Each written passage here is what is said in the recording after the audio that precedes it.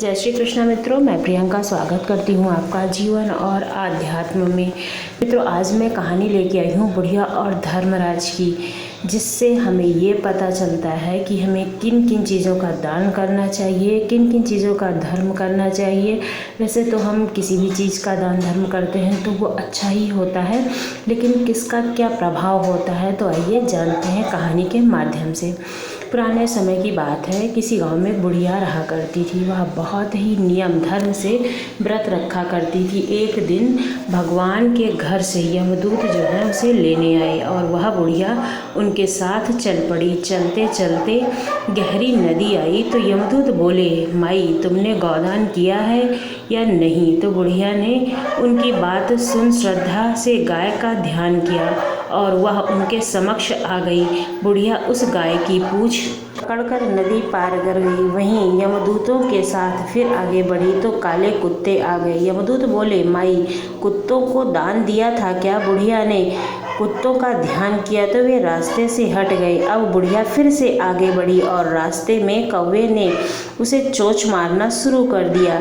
तब वो बोली कि अब क्या हुआ? तो यमदूत बोले कि माई ब्राह्मण की बेटी के सिर पर तेल लगाया था क्या? बुढ़िया ने ब्राह्मण की बेटी का ध्यान किया तो कौवों ने चोंच मारना बंद कर दिया और कुछ आगे बढ़े तो बुढ़िया के सिर पर कांटे चुभने लगे। यमदूतों ने फिर बोला कि माई किसी को कटुआ दान दिया था क्या? बुढ़िया ने ध्यान किया तो कटुआ उनके पैरों में आ गया, यानी कि जो चप्पल होती है, जूतियाँ, वो दान किया था क्या? तो फिर इसलिए जूतियाँ आ गई, अगर जूतियाँ दान की थी बुढ़िया माई ने। बुढ़िया फिर आगे बढ़ी। जब यम लोग पहुँची तो चित्रगुप्त महाराज बोले कि हे धर्मराज जी, महाराज बुढ़िया ने दान पुण्य बहुत किए हैं, लेकिन आपकी कोई कहानी नहीं सुनी है, तो मैं परम धाम का दरवाज़ा कैसे इनके लिए खोल दूँ? सारी बातें सुनने के बाद बुढ़िया बोली कि हे भगवान, आप मुझे 7 दिन के लिए धरती पर भेज दीजिए। मैं धर्मराज जी महाराज का व्रत करूंगी, उद्यापन करूंगी और वापस आ जाऊंगी। तो धर्मराज जी बुढ़िया को वापस धरती पर भेज देते हैं।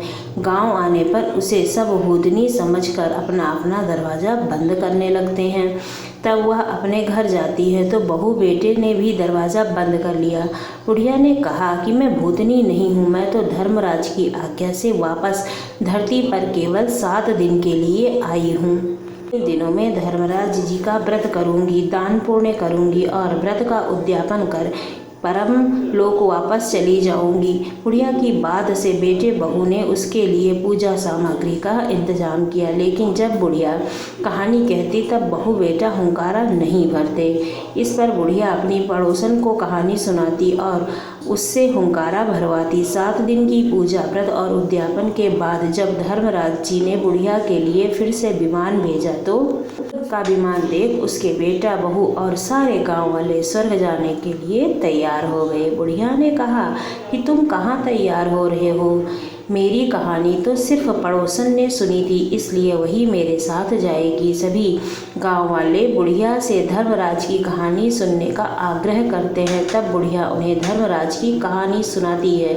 कहानी सुनने के बाद गांववासी विमान में बैठकर स्वर्ग को चले जाते हैं। धर्मराज जी कहते हैं, मैंने तो विमान केवल बुढ़िया को आने के लिए भेजा था। बुढ़िया कहती है कि हे धर्मराज जी महाराज, मैंने तो पुण्य किया था, उसका आधा भाग गांव वालों को दे दीजिए।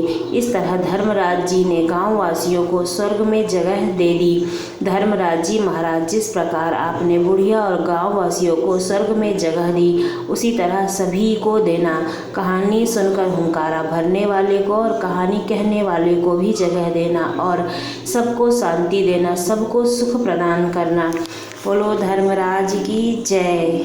जो भी इस कहानी को कहता और सुनता है उसको हमेशा स्वर्ग की प्राप्ति होती है और उसको धर्मराज की कहानी सुनने का पुण्य प्राप्त होता है। आपको कहानी कैसी लगी ज़रूर बताइएगा। अगर अच्छी लगी हो तो चैनल को सब्सक्राइब कीजिएगा। धन्यवाद।